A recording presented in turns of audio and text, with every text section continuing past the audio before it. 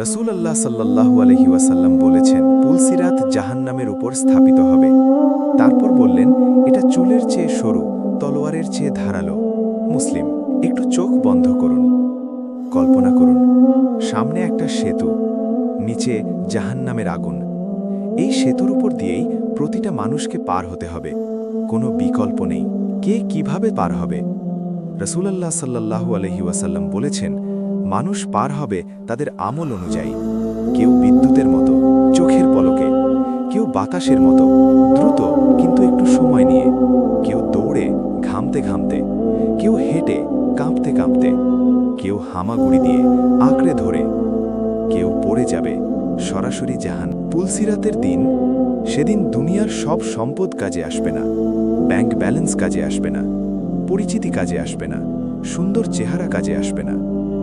শুধু কাজে আসবে প্রতিটা নামাজ যা সময় মতো পড়েছেন, প্রতিটা রোজা যা কষ্ট করে রেখেছেন, প্রতিটা মানুষকে যে ক্ষমা করেছেন, প্রতিটা গোপন দান যা শুধু আল্লাহর জন্য করেছেন, প্রতিটা কান্না যা রাতের অন্ধকারে ফেলেছেন। সবচেয়ে ভয়ের কথা, রাসূলুল্লাহ সাল্লাল্লাহু আলাইহি ওয়াসাল্লাম বলেছেন, পুলসিরাতে হুকগুলো থাকবে। কি ধরনের হুক? বলেছেন, বড় কাঁটার মতো, যা মানুষকে ধরে টেনে নামাবে।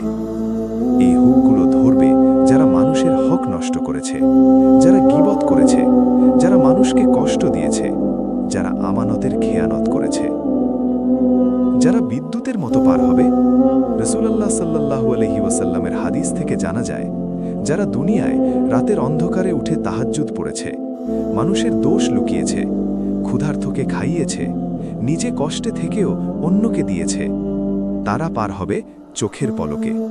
আগুনও তাদের ছুঁতে পারবে না। একটা দৃশ্য কল্পনা করুন, সেই দিন পুলসিরাতের সামনে দাঁড়িয়ে, পেছনে ফেরার কোনো পথ নেই, সামনে সেই সরু সেতু, নিচে অন্ধকার আগুন, আপনার পায়ের নিচে কাঁপছে। সেই মুহূর্তে আপনি মনে করবেন, সেই ফজরের নামাজ যেটা পড়েননি, সেই রমজানের রোজা যেটা ছেড়ে দিয়েছিলেন, সেই মানুষটাকে যাকে ক্ষমা করেননি। কিন্তু সেদিন আর কিছু করার নেই। আজই সময়। আল্লাহ বলেছেন, ফামান যুহজিহা আনিন নারি ওয়া উদখিলাল জান্নাতা ফাকাদ ফাজা। যাকে জাহান্নাম থেকে দূরে রাখা হবে এবং জান্নাতে প্রবেশ করানো হবে, সেই সফল কাম। সূরা আল ইমরান ৩ নম্বর ১৮৫ নম্বর আয়াত। আজ রাতে ঘুমানোর আগে একটাই প্রশ্ন নিজেকে করুন, আমি কি পুলসিরাত পার হতে পারবো? যদি ভয় লাগে, এখনই উঠুন, ওযু করুন, ২ রাকাত নামাজ পড়ুন, কাঁদুন। কারণ আজকের এই কান্না সেদিন পুলসিরাতে আপনার পা মজবুত করবে। ওয়া ইম মিনকুম ইল্লা ওয়ারিদুহা। তোমাদের প্রত্যেককেই জাহান্নামের উপর দিয়ে যেতে হবে। সূরা মারিয়াম ১৯ নম্বর ৭১ নম্বর আয়াত। শেয়ার করুন, হয়তো একজন মানুষের জীবন বদলে যাবে।